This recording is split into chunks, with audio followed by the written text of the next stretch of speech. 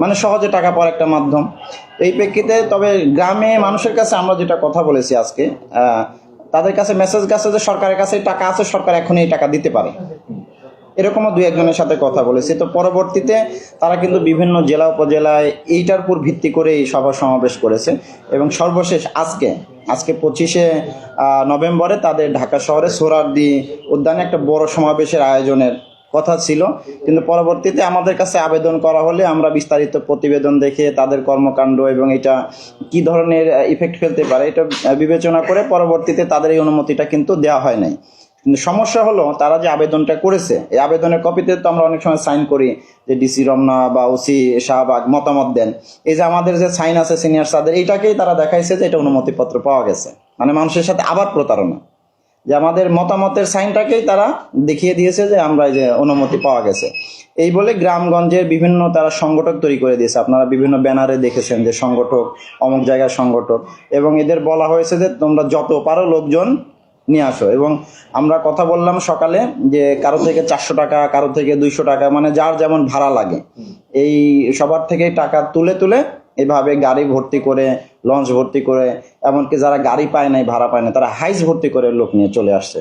তো আমরা এইসব তথ্য জানার পরে সকাল থেকে অবস্থান নেই। আমাদের তো ডিএমপির পুলিশ রয়েছিল, পিবিএন রয়েছিল এবং সাদা পোশাকে বিভিন্ন গোয়েন্দা সংস্থার লোকজন কাজ করেছে। এবং এইটা যাতে আমাদের ঢাকা শহরে কোনো ধরনের আইন শৃঙ্খলার ব্যাঘাত যাতে না ঘটে, এই জন্য আমরা আগে থেকেই ঊর্ধ্বতন কর্তৃপক্ষের নির্দেশে কিন্তু আমরা এর প্রধান যে আবু মোস্তফা আমিন সহ বেশ কয়েকজনকে কিন্তু পুলিশ হেফাজতে নেওয়া হয়েছে। পরবর্তীতে যাচাই বাছাই শেষে আইনানুগ ব্যবস্থা নেওয়া হবে। আর সকালে তো আমরা বিভিন্ন পয়েন্টে পুলিশ মোতায়েন করেছিলাম, আমাদের সাথে আরও বিভিন্ন স্বেচ্ছাসেবী ছাত্র সমাজ তারাও কিন্তু সহযোগিতা করেছে, আপনারা দেখেছেন। আমরা পরবর্তীতে যখন গাড়ি ভর্তি করে আমাদের গ্রামের মা বোনরা যারা এই যে প্রতারণার ফাঁদে পা দিয়েছে তারা আসছে, তাদের কিন্তু আমরা দাঁড় করিয়ে 2-3টা গাড়ি একসাথে দাঁড় করিয়ে আমরা কিন্তু বুঝিয়েছি যে এই বিষয়। পরে তারা বুঝতে পারছে যে আমরা তো এত কিছু জানি না, আমরা ভাবছি যে আমাদের এখানে আসলেই, তারা তো সমাবেশ বোঝে না, বলে মিটিং, যে মিটিংয়ে আসলেই আমাদের টাকা দেওয়া হবে। তার মানে ভাই এই বিষয়টা তো পরিষ্কার, আমরা বলতে পারি যে আপনারা বলছেন যে এই অহিংস গণঅভ্যুত্থান বাংলাদেশ যে ইয়াটি এটা আসলে প্রতারণা করেছে সাধারণ মানুষের সঙ্গে। নিঃসন্দেহে এটা বলা যায়, কারণ আপনি তো রাষ্ট্রের টাকা কাকে দিবে না দেবে এটা রাষ্ট্র সিদ্ধান্ত নেবে, সরকার সিদ্ধান্ত নেবে। একজন বাহিরের সিভিল নাগরিক উনি কি সিদ্ধান্ত নিতে পারে যে মিটিং করলে টাকা দেওয়া হবে? এটা কি সুযোগ আছে? এখন পর্যন্ত আমরা এই সংগঠন ছাড়া অন্য কোনো সংগঠনের পরিচয় এখনো নিশ্চিত হতে পারিনি। এই জন্য বললাম যে যাচাই বাছাই কিন্তু চলছে, যে ওনার আসলে উদ্দেশ্যটা কি, ওনার ব্যাকগ্রাউন্ড কি, উনি এটা দিয়ে কি করতে চাচ্ছিলেন।